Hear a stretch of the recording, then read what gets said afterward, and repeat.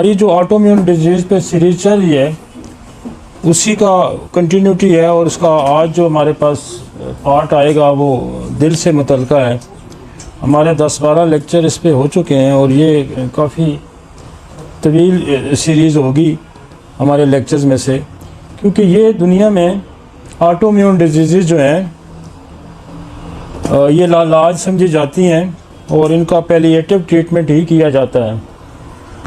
लेकिन होम्योपैथी एक ऐसी साइंस है जिसके यहाँ ऑटोइम्यून डिजीज़ का इलाज है, लेकिन वो इलाज लोग इंडिविजुअल तौर पे करते रहे, लेकिन दुनिया के सामने वो नहीं आया। मैं पहला आदमी हूँ जिसने इस सीरीज़ को शुरू किया और इस पे हमने काम किया, और इंशाल्लाह ये एक ऑटोइम्यून डिजीज़ के अंदर एक हमारा ये रेवोल्यूशनरी वर्क है। और ये इंशाल्लाह ताला जो है वो जो लोग इससे मुस्तफ़ीद होंगे, चाहे वो डॉक्टर हैं चाहे वो मरीज़ हैं, तो मुझे उम्मीद है कि इंशाल्लाह एक जो है ना ऑटोइम्यून डिजीज़ के अंदर जो मेरे बहुत सारे दूसरे एलोपैथिक डॉक्टर से भी बात होती रहती है, तो वो यही कहते हैं कि हम इसको वक्ती अफाके के लिए तो कुछ करते हैं लेकिन इसमें कोई क्योर नहीं है। लेकिन हमारे यहाँ मैं बेशुमार दफ़ा पहले भी कह चुका हूँ कि हमारा आम होम्योपैथ डॉक्टर भी ऑटोइम्यून डिजीज़ ठीक करता है, और लेकिन वो एक्सप्रेस नहीं हो पा रहा कि ये ऑटोइम्यून डिजीज़ ही मैंने ठीक किया। जैसे कॉमनली मैं अक्सर ये कहता हूँ कि जैसे बालचर ठीक हो जाता है, तो बालचर जो है एलोपेशिया रेक्टा ये भी ऑटोइम्यून डिजीज़ है, सोराइसिस है ये भी ऑटोइम्यून डिजीज़ है, रूमेटॉइड आर्थराइटिस है ये भी ऑटोइम्यून डिजीज़ है, और आपका ये वाइट जो लोग हो जाते हैं लेकोडर्मा जिसको कहते हैं ये भी ऑटोइम्यून डिजीज़ है। तो मैं हेपेटाइटिस हमने किया है, हमने एनीमिया किया है ऑटोइम्यून के ऊपर, बहुत सारी काफ़ी सारी चीज़ें हैं। और आज जो हम टॉपिक जिस पे जाएंगे वो है कि ऑटोइम्यून डिजीज़ क्या हार्ट को भी इफ़ेक्ट करती हैं। हाँ, तो ऑटोइम्यून डिजीज़ जो है वो हार्ट को भी इफ़ेक्ट करती हैं, और वो भी होम्योपैथिक बहुत अच्छा डील करती है। दुनिया में भी ऑटोइम्यून डिजीज़ पे जो कॉम्प्लिकेशन आ रही हैं वो बड़ा मुश्किल से ट्रीट होती हैं। वो वाल्वुलर डिसफंक्शंस आ जाते हैं, वाल्वुलर डिजीज़ आ जाती हैं, काफ़ी सारी कॉम्प्लिकेशंस आती हैं, लेकिन हम इसमें आज बड़ी डिटेल डिस्कस करेंगे। और हमारी ऑलरेडी जो मेडिसिन प्रूव शुदा मेडिसिन है जो इस पे इस्तेमाल हुई हैं बेशुमार जगह, और बेशुमार बड़े अच्छे से हमारे ऑथर्स ने राइटर्स ने इस पर लिखा हुआ है, और हमने उसको क्लिनिकली रीप्रूव किया है। मेरी कोशिश है कि हम थेराप्यूटिक्स भी री राइट कर रहे हैं, दोबारा से हम कर रहे हैं। हम मटीरियल मेडिका को भी क्लिनिकली मटीरियल मेडिका को दोबारा लिख रहे हैं, दोबारा समझ रहे हैं।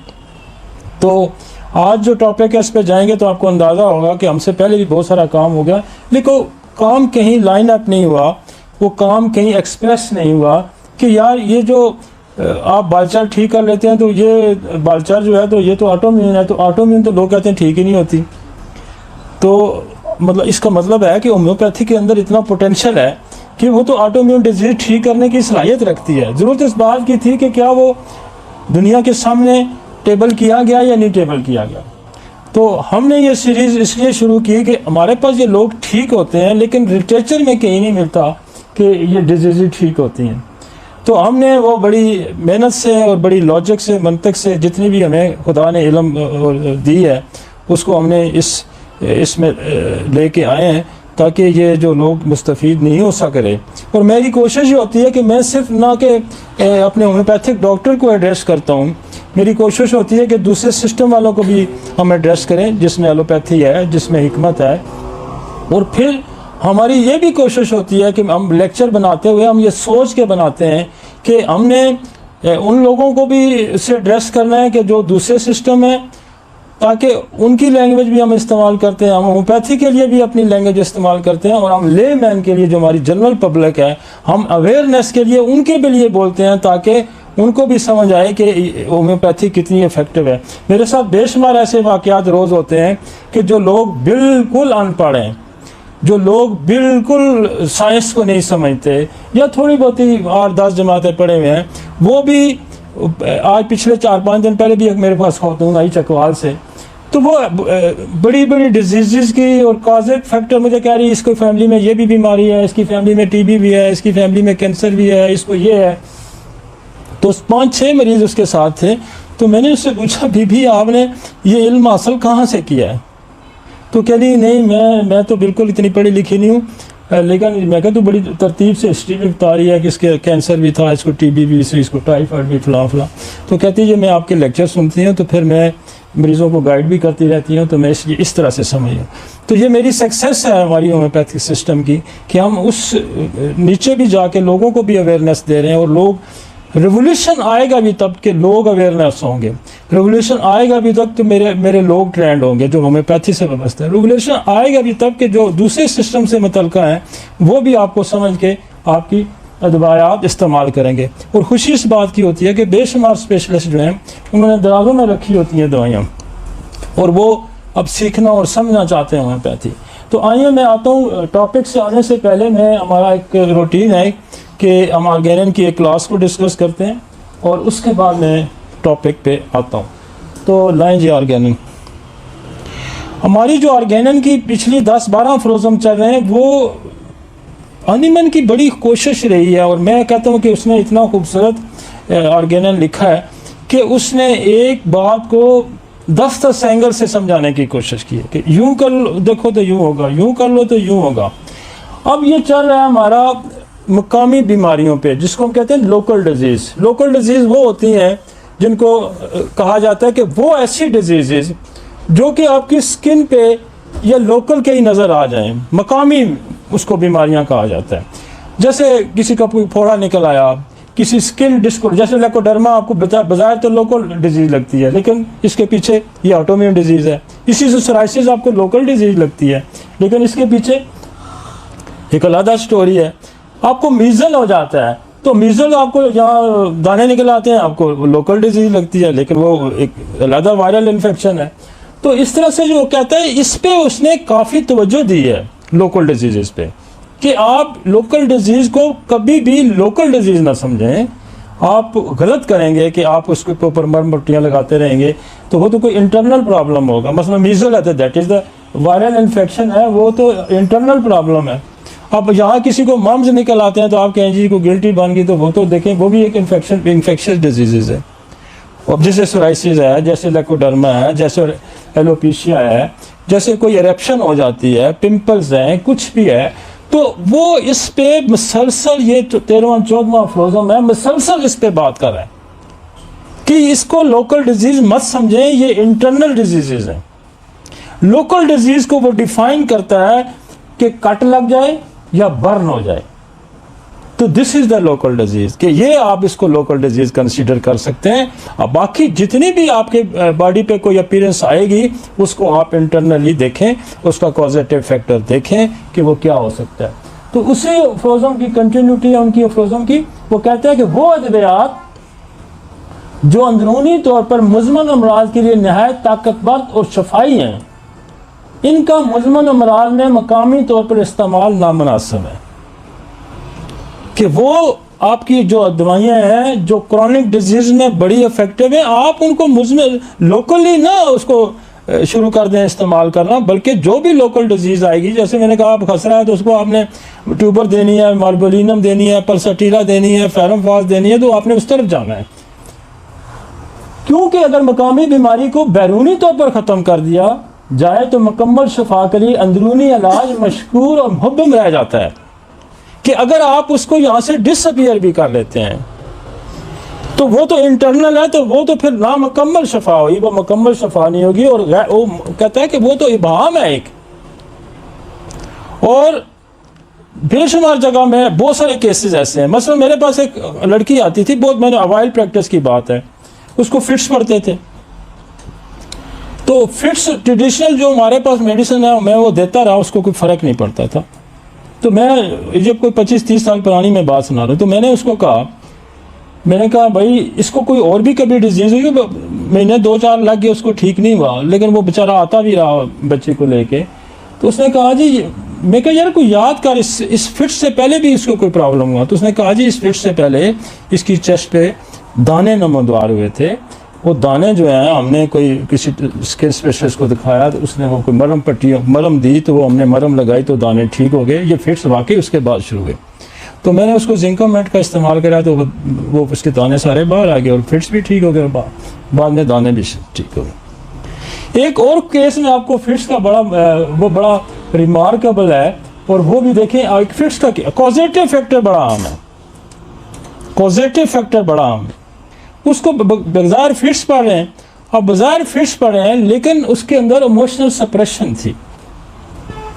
इमोशनल सप्रेशन वो टाइप्स की होती हैं जिसमें आपकी ज़िंदगी के मामला ठीक ना हो, आप कहीं फेलियर हो, आपका कोई नुकसान हो जाए, आपका कुछ और इस तरह के मसाइल हों। तो मैंने सप्रेशन पे मेरा बड़ा तवील लेक्चर है, कोई 32-33 घंटे का, कि सप्रेशन, इमोशन सप्रेस हो जाए तो क्या होता है, आपकी डिजीज़ सप्रेस हो जाए तो क्या होता है, ड्रग सप्रेशन आ जाए तो क्या होता है। बड़ा तवील लेक्चर है, तो पार्ट्स में है, लेकिन 32-33 घंटे का लेक्चर है। तो वो लड़की जो थी वो emotional suppression means sexual suppression का शिकार थी। होता यह था कि जब वो आती थी तो उसकी जो नीड्स होते थे, वो कोशिश उसकी होती थी कि मेरी बॉडी के साथ टच हो। मैं कुर्सी पीछे के सीटता था, वो फिर कुर्सी थोड़ी सी आगे कर देती थी। तो मैंने उसको कोनियम शुरू करा दी देनी। तो कोनियम देते हुए वो कुर्सी उसकी पीछे होती गई और फिट्स भी उसके ठीक होते गए। और बाद दफ़ा मैं उसको जज करने के लिए मैं थोड़ी सी कुर्सी आगे करना था, वो थोड़ी पीछे और की सीट लेती थी। तो अल्टीमेटली जब वो बिल्कुल ठीक हुई तो मेरे से बहुत दूर बैठी हुई थी। तो कॉजेटिव फैक्टर बड़ा आम है, इसलिए इस पे बड़ा जोर दे रहा है वो कि मत कंफ्यूज हो और ये गलत आप मरीजों को ट्रीट करेंगे और गलत धकेलेंगे। इसी तरह से सबसे बड़ी अलामत मकामी रफ़ा हो जाती है और कम मुमताज़ अलामत बाकी रह जाती हैं, जो कम होती हैं और मुसलसल नहीं रहती और नाकाफ़ी होती हैं, और इतनी कमज़ोरी होती है कि दोबारा ज़ाहिर भी नहीं होती और बीमारी का वाज़ा खाका नहीं बनने देती। बाज़ लोगों की यहाँ वो कह रहा है कि विटेलिटी वीक होती है। विटेलिटी वीक होती है तो बीमारी जब दब जाएगी तो फिर दोबारा उसको बाहर नहीं आने देती, वो किसी अंदर वाइटल आर्गन पे चली जाती है। वो वाइटल आर्गन पे जब चली जाएगी तो उसके अंदर ताकत नहीं होगी, बीमारी जो ज़्यादा ताकत होगी, विटेलिटी बहुत कम ताकत होगी, उसको वो एक्सप्रेस नहीं कर पाएगी। तो ऐसे मरीज़ जो है वो जान से भी हाथ दो बैठते हैं। तो वो ये कहता है कि ये गलतियां मत करें, बार बार समझाने की कोशिश करें कि ये गलतियां मत करें। किसी भी मास वाई कट के, मास वाई बर्न के किसी बीमारी को भी आप मकामी बीमारी कंसीडर ना करें, लिहाजा उसको इंटरनली देखें और फिर उसके साथ वैसा ही सलूक करें। आए जी टॉपिक पे।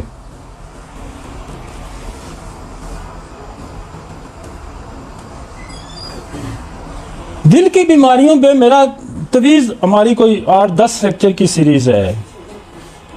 मैंने वो 2-3 दफ़ा हमने रिपीट की है, और उस लेक्चर में मेरे साथ मेरे एक दोस्त हैं कार्डियोलॉजिस्ट, हमने वो जॉइंट लेक्चर किए हुए हैं और 2-3 दफ़ा वो सीरीज़ रिपीट भी हो चुकी है। शायद हमको एक दफ़ा फिर उसको हम दोबारा जाएं उस सीरीज़ पे, जिसमें हमने तवील कॉन्जेंटली हार्ट डिजीज़ पे हमने बात की थी कि बच्चे पैदा होते हुए दिल की बीमारियां लेके पैदा होते हैं। फिर बहुत सारी हमने, जैसे ASD होती है जिसको ASD या VSD है जिसको दिल का सराख होता है, PDA पेटेंट डक्टल आर्टियोसिस होता है, TGA है ट्रांसपोजिशन ऑफ ग्रेट आर्टरी है। तो इस तरह के बहुत सारी डिजीज़ हमने बड़ी डिटेल डिस्कस की, और कोई 60, 70, 80 के करीब हमने आपको एक मेडिका भी दिया था उन लेक्चर्स में कि ये वो अद्वियात हैं, 60-70 के करीब अद्वियात हैं जो कि हार्ट पे इस्तेमाल होने वाली हैं। और इसी तरह देखें तो कंपैरेटिव स्टडी भी हमने बड़ी डिटेल की। आज जो मेरा टॉपिक है वो ये है कि ऑटोइम्यून डिजीज़ में हार्ट भी क्या इफेक्ट करता है, कैसे करता है और उसकी क्या वजह है। तो वो हमने आज शुरू किया है कि आपको हमने हर दफ़ा हमने बताते हैं कि what is the autoimmune disease. Autoimmune disease का फिर मैं थोड़ा सा तारफ़ नए लोग सुनने वालों के लिए कर देता हूँ कि ऑटोइम्यून डिजीज़ वो डिजीज़ होती हैं कि आपका मदाफ़ती निज़ाम किसी भी फॉरेन बॉडी के ख़िलाफ़ एक्टिवेट होता है, उसको मारने की कोशिश करता है। हमारे पास मैंने बेशुमार दफ़ा बताया है कि हमारा इम्यून सिस्टम बहुत सारी लेयर्स में है। पहली लेयर्स तो आपकी स्किन है, ये प्रोटेक्ट करती है बाहर के जरासीमों को, आपके बहुत सारी चीज़ों को, बैक्टीरिया को, ये लेयर प्रोटेक्ट करती है। फिर आपके नोज़ के अंदर प्रोटेक्शन लगी हुई है, जैसे आपके ये बाल हैं ये भी प्रोटेक्ट करते हैं चीज़ों को, ये इस तरह के लगे होते हैं जाके इसको बाहर फेंकते हैं। फिर आपके पीछे एडिनाइड्स हैं, फिर आपके गले के अंदर सेकंड लाइन की प्रोटेक्शन है, फिर आपकी म्यूकस मेम्ब्रेन सारी प्रोटेक्ट करती है। लेकिन अल्टीमेटली जो प्रोटेक्शन है वो आपके ब्लड के अंदर है, और ब्लड के अंदर जो WBC होते हैं वो आपको प्रोटेक्ट करते हैं। उसके अंदर फिर मैक्रोफेजेस हैं, TLC हैं, ठीक है ना, B सेल है, T सेल है, और T सेल जो है वो मैक्रोफेजेस, T सेल जो है वो इन्फॉर्म करता है B सेल को, और B सेल बेसिकली हमारा अल्टीमेट इम्यून सिस्टम है। B सेल वो एंटीबॉडी बनाता है जो कि उस जरासीम के खिलाफ लड़ाई करता है। अब होता यह है कि जो एंटीबॉडी बनती है उसने टारगेट करना है, चाहे किसी मीजल को उसने जरासीम को टारगेट किया, इन्फ्लुएंजा के जरासीम को टारगेट किया, डेंगू के जरासीम को टारगेट किया, तो वो उसको टारगेट करते हुए मिस्टेकनली अपनी बॉडी के हेल्दी टिश्यू पे अटैक कर देता है। ठीक है, ऐसे जैसे किसी गांव में कोई लड़ाई होती है तो वो दुश्मन को मारते हैं, मारते मारते 2-4 बंदे अपने भी मार देते हैं, कंफ्यूज होके, इसको कहते हैं मिस्टेकनली। तो वो हमारा इम्यून सिस्टम अगर स्ट्रांग नहीं है तो फिर मिस्टेकनली वो इस किस्म के, और ये नॉन कोई तकरीबन हमारी 85 के करीब डिजीजेज हैं जो ऑटोइम्यून डिजीजेज हैं, जो हमारा इम्यून सिस्टम ही आपके अपनी बॉडी को तबाह कर देता है। इसके लिए मैं बड़ा खूबसूरत शेर भी है उसका कि दिल के फफोले जल उठे सीने के दाग से, इस घर को आग लग गई इस घर के चिराग से। तो जो प्रोटेक्शन देने वाला सिस्टम है वो आपके गैस नेचर के पास बड़ा अख्तियार है। नेचर आपको कैसे मारना चाहती है, नेचर किसी दुश्मन के बगैर भी आपको अपने अंदर से दुश्मन पैदा कर देगी। वो मैकेनिज्म, वो टी सेल, वो बी सेल, वो वाइट ब्लड सेल जो आपकी प्रोटेक्शन के लिए उसने पैदा किया, वही आपके खिलाफ लड़ने शुरू किया। तो आप कहाँ फितरत के साथ लड़ सकते हैं। तो इस लड़ाई में सबसे पहले तो खुदा की मदद बड़ी ज़रूरी है, और फिर आपको इस साइंस को समझना बड़ा ज़रूरी। तो वो कहते हैं ऑटोइम्यून हार्ट डिजीज क्या है। Autoimmune heart disease are the effects of the body on immune defence system mistakenly cardiac antigen as a foreign and attacking the leading to the inflammation of the heart as a whole or in part। वो कहता है कि वही जो जिस्म मदाफती immune system था उसने foreign body के खिलाफ जंग की, जंग करते हुए उसने अपने हार्ट के टिश्यूज़ पे अटैक कर दिया, और वो पूरे को भी डैमेज कर सकता है और पार्शली भी डैमेज करता है। अब इसमें हमारे पास एक बड़ा नॉन काज है। बाकी हम देखते हैं बहुत सारी हमने ऑटोइम्यून डिसीज की, तो ऑटोइम्यून डिजीज़ में नॉन काज कम मिलते हैं। हम एसेस करते हैं एक तजर्बे की बुनियाद पे कि इम्यून सिस्टम एक्टिवेट क्यों हुआ, क्या उसको इन्फ्लुएंजा हुआ तो उसके खिलाफ एक्टिवेट, क्या उसको कोई वैक्सीन लगी उसके खिलाफ। देखें बच्चों को वैक्सीन लगती है, MMR लगती है, मीजल की लगती है, अगर वो TB के खिलाफ लगती है, अगर वो जब एक्टिवेट होगा तो फिर मिस्टेक करेगा ना, जब एक्टिविटी होगा तो मिस्टेक कर। इसका मतलब है कि जब भी कोई ऐसी रीज़न है, कोई ऐसा एंटीजन आया जिसके खिलाफ आपका इम्यून सिस्टम एक्टिवेट हुआ, जब एक्टिवेट हुआ तो उसने एंटीबॉडी बना दी, जब एंटीबॉडी बन गई तो वो एंटीबॉडी मिस्टेकनली आपकी बॉडी पे अटैक हुआ। तो एक तो हिस्ट्री लेते हुए, कुछ तो टेस्ट भी है, कोई हिस्ट्री लेते हुए आपको इस बात का ध्यान रखना होगा कि इस बंदे का इम्यून सिस्टम एक्टिवेट हुआ क्यों है, और फिर एक्टिवेट हुआ तो स्ट्रांगली सब लोगों का तो नहीं होता ना, कि सबको ऑटोइम्यून डिजीज तो नहीं होती, जिसका वीक होगा मिस्टेक वही करेगा, कंफ्यूज बंदा ही गलती करेगा ना, कंफ्यूज बंदा ही गाड़ी मार देगा ना। अच्छा ड्राइवर तो गाड़ी नहीं मारेगा, तो मिस्टेक करेगा तो गाड़ी लग जाएगी ना।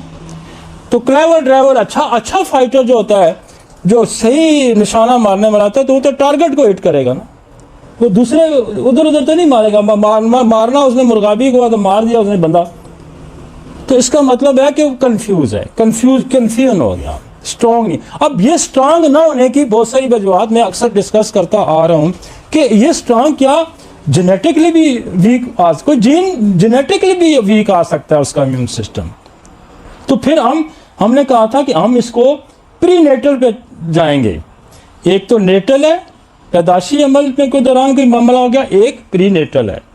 तो जेनेटिक असर जब आएगा ये प्रीनेटल आएगा कि इंसान की पैदाइश से पहले कोई मामलात ऐसे हो गए जिसकी वजह से इंसान की 1000 साल की उम्र 100 साल 50 साल 60 साल पे होगी। क्या हो गया? कोई अवामल ऐसे हैं, मसलन हमने बहुत सारे ऐसे अवामल देखे जिनके यहाँ कैंसर की हिस्ट्री थी, उनका जेनेटिक इशू आया, वीक आया, जिनके यहाँ टीबी की हिस्ट्री थी, जिनके यहाँ सिफिलिस की हिस्ट्री थी, जिनके यहाँ कोई भी गम परेशानी थी, जिनसे उनके यहाँ जेनेटिक्स इशू आ रहे हैं। और ये बड़ी तवील है कि आप बहुत सारे मैंने जो बैक्टीरियाज हमारे हैं, जैसे बहुत सारे, जैसे आपकी एकोलाई है, क्लैमिडिया है, एच पाइलोरी है, इन्फ्लुएंजा है, रेस्पिरेटरी ट्रैक वायरस है, बेशुमार इंट्राकोकस है, बेशुमार ऐसे वायरल एंड बैक्टीरिया हैं जो आप उनको सप्रेस करते रहते हैं और वो पॉजिटिव फैक्टर बनते रहते हैं आपके इम्यून सिस्टम को वीक करने की। एक तो हमने वो भी एड्रेस करने होते हैं, जैसे हम उसका ब्लड कल्चर करा सकते हैं, यूरिन कल्चर करा सकते हैं, कुछ वो चीज़ें भी हम सॉर्ट आउट करा। और मैं समझता हूँ कि आपको ऐसे लोगों का ब्लड कल्चर ज़रूर कराना चाहिए, स्क्रीनिंग कराना चाहिए कि आपको जो एक्टिवेट होने वाला वजह पता चल जाती है कि ये क्यों एक्टिवेट हुआ।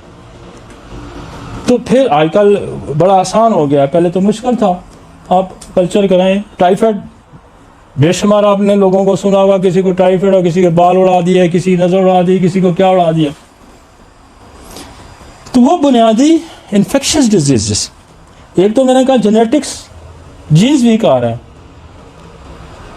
इंट्रा फैमिली मैरिजेस के जेनेटिक इशू जैसे आपके वो आ जाते हैं, जिसको जेनेटिक डिसऑर्डर दुनिया में बहुत सारा है, क्योंकि वो आपका जो है वो कॉमन जीन जो है इफेक्टिव हो जाता है, तो वो फिर आपके बच्चे जो हैं वो एबनॉर्मल पैदा हो सकते हैं, वो एक अलग असर है। लेकिन एक तो वो काम है, दूसरा infection disease. Infection disease basically immune system को एक्टिवेट कराती हैं और फिर वो मिस्टेक करवाती हैं। ठीक हो गया जी।